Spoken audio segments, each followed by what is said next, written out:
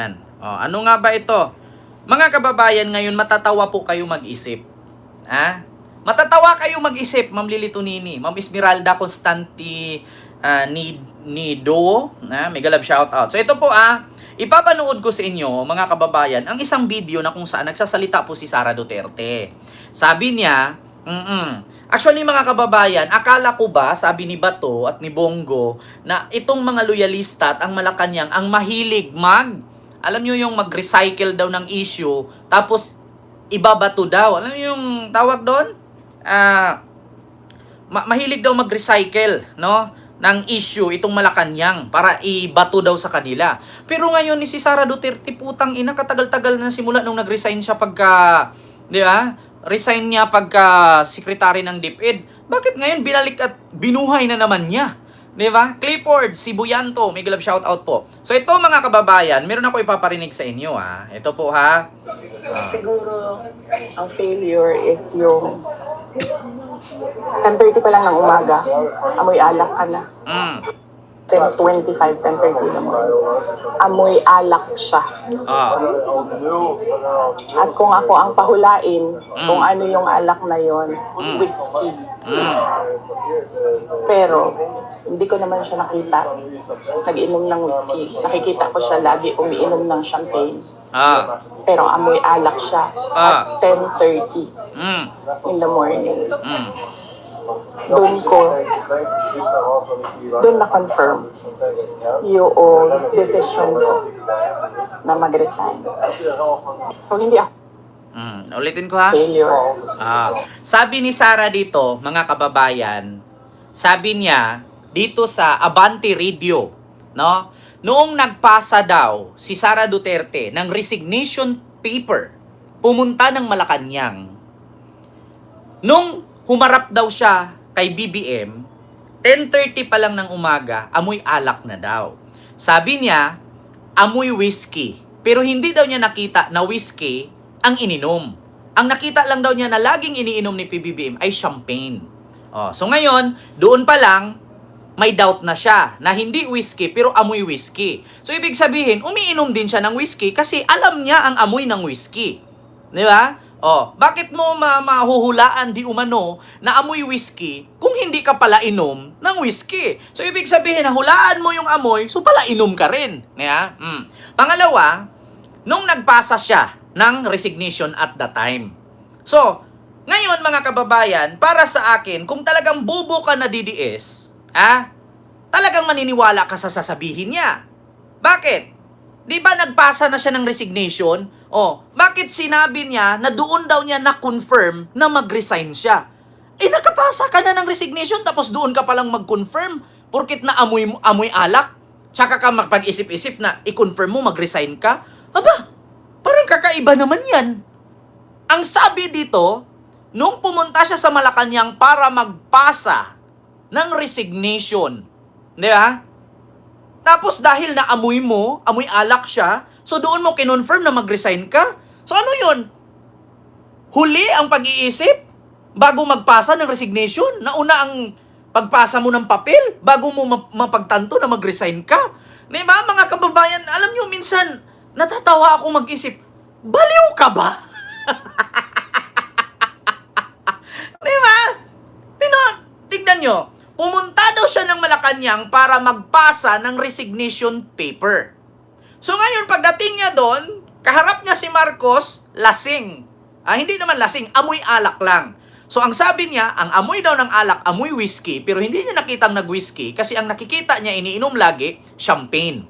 So doon pa lang sa naamoy niya na alak, 10:30 pa lang ng morning, napagtanto-tanto daw niya na mag-resign na siya. So, ano yun? Gumawa ka ng advance resignation paper bago mo mapagtanto? So kung hindi mo pala siya naamoy alak, hindi ka magre-resign. Ba't nagpapasa ka ng resignation paper? Di ba? Mga kababayan, hindi daw siya failure. Ang failure daw, yung 10:30 pa lang, uminom na ng alak. Alam nyo, sa totoo lang mga kababayan, wala pong problema kung iinom ka ng alak kung wala ka namang ginawang mali. Diba? Sabihin natin, parte ng trabaho niya yon, time ng duty niya, uminom siya. Di ba? Kung doon pa lang sa time na yon na nag-duty siya, uminom siya, dapat nag-file ka ng complaint. Bakit ngayon mo lang yan sinasabi na kung saan, Diyos mio Marimar? Ilang minuto na, ilang buwan nang nakalipas, inihi na ni Marcos yung ininom niya. Ang hirap ng, ito yung sinabi niya. So ngayon, basahin ko naman ang sinabi ng Abante. Abante News po ito Basahin ko Ito mga kababayan, yung ibinunyag. Ibinunyag daw ni Sara. Ito po ay sa Abante News. Ito na. Sabi dito, ibinunyag ni Vice President Sara Duterte na umano'y amoy alak si Pangulong Bongbong Marcos nang iabot niya ang kanyang resignation letter bilang miyembro ng gabinete noong nakaraang taon. So ang sabi, amoy alak daw si PBBM nung iabot ni Sara ang resignation letter bilang DepEd Secretary. So ngayon, sabi ni Sara doon sa video, doon daw niya na-confirm at napagtanto na mag-resign siya kasi naamoy alak niya si PBBM 10:30 pa lang ng umaga nung iabot niya ang papel. Di ba? So, ibig sabihin, tsaka mo lang napagtanto na amoy alak siya, pero advance ka nang gumawa ng resignation. Ano yun, Sara? Napakababaw naman. Di ba? Kita ninyo? Mga kababayan, tsaka pa siya nakapag-desisyon na mag-resign, pero in advance na niya inabot yung resignation letter niya. Ano yun? Pasa ka muna resignation, tapos maghanap ka ng maaabot mo or mabubutas, tsaka ka mag-resign. Tanga ka ba?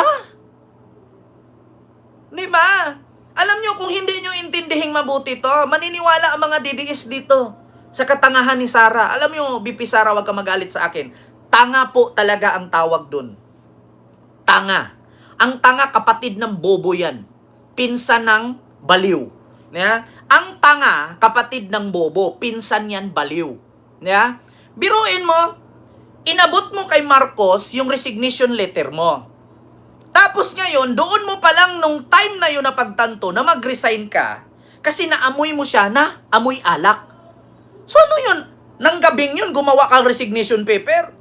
Ipasa mo bukas, tapos pagkabukas nung inabot mo, amoy alak siya, doon mo palang napagtanto-tanto na mag-resign ka. Ano yun? Wala ka sa katinuan habang gumawa ng resignation letter? Alam mo, ang tanga, kapatid ng bobo yan, pinsan ng baliw yan. Di ba? Si Risa Force, mega love shoutout po. Kabayan ko. Ayan, mega love shoutout, si Risa Force. Di ba, mga kababayan? Napagtanto-tanto nyo ba? Napag-isip-isip nyo ba? Habang gabi, gumawa ka ng resignation paper mo, gawa ka, I am Sara Duterte and this is the time that I considered myself to resign because I'm not complying, I did not complying or may ganito, hindi ko na kayang gampanan yung aking trabaho bilang DepEd Secretary. Tapos, ipasa mo na bukas, nung pagkabukas na magkaharap kayo amoy alak si PBBM, doon mo palang napagtanto na mag-resign ka kasi naamoy alak siya. Tapos, ang sabihin mo ngayon, hindi ikaw ang failure, si PBBM ang failure kasi umaga pa lang, amoy alak na siya. So, anong klaseng paninisi yan? Anong klaseng katangahan yan?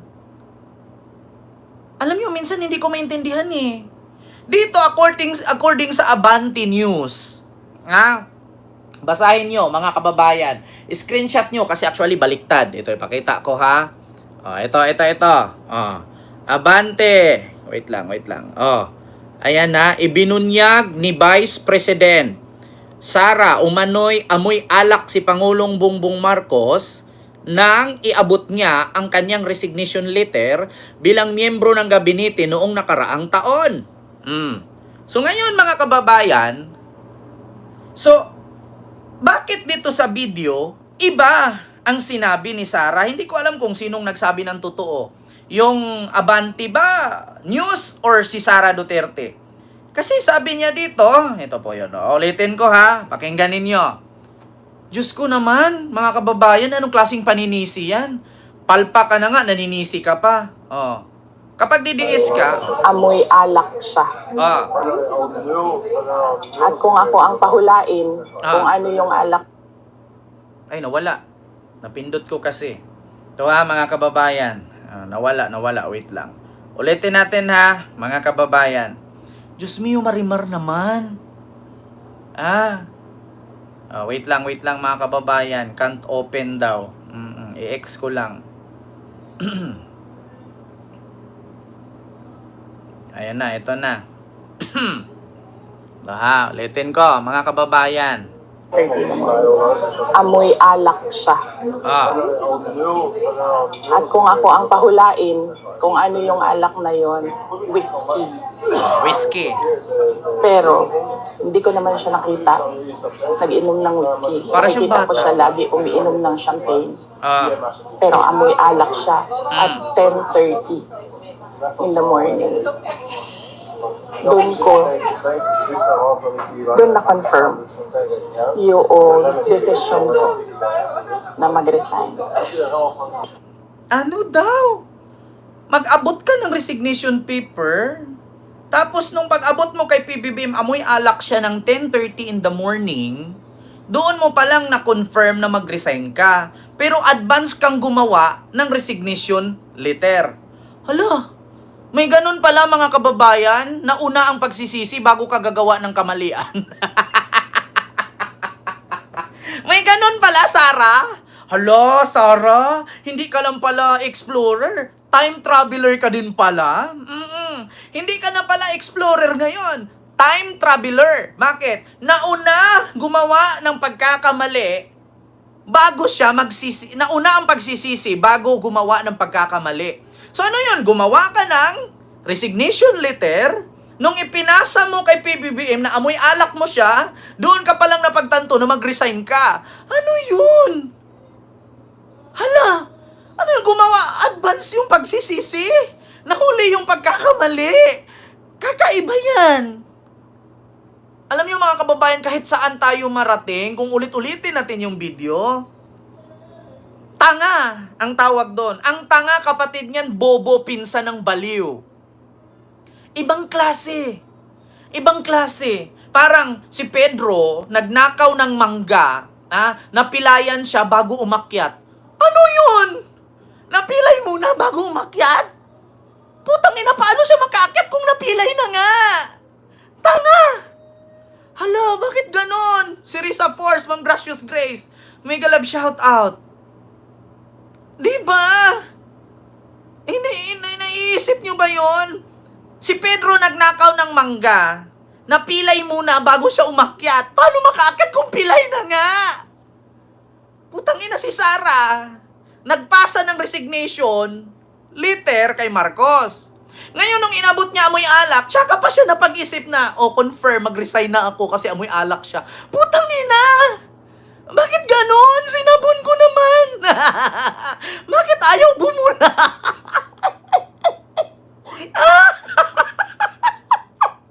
Sinabon ko naman! Bakit ayaw bumula?